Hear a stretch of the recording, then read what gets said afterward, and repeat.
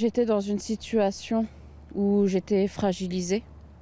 J'ai subi de l'humiliation, plus des coups de torture. J'étais terrorisée par la peur. Et c'était un homme qui me disait « Pardonne-moi, je recommencerai plus, je vais changer ». Et j'y croyais. Je croyais que ça allait s'arrêter. Et finalement, non, c'était pas le cas. Il continuait. C'est une spirale. C'est une spirale qui continue. Et tant que les choses sont pas arrêtées, ça continue. Ça continue jusqu'au jour où j'ai reçu un coup de couteau, où j'ai failli perdre la vie. Et par chance, ce coup de couteau, je l'ai eu à l'avant-bras.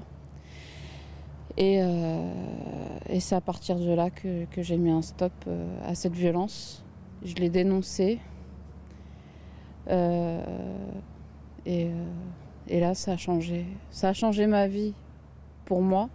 Ça a changé sa vie pour lui. De par mon histoire avec Sabrina, 11 ans après, quand je constate toute l'évolution et les issues qu'on a trouvées, entre autres, moi en tant qu'auteur, je me dis qu'il y a un grand espoir à la vie et que par le biais d'une thérapie, tout d'abord par la dénonciation de Sabrina en tant que victime, en me dénonçant aux autorités policières, où ça a enclenché ensuite une thérapie individuelle et de groupe avec des auteurs de violences. 11 ans après, tout ça c'est derrière nous.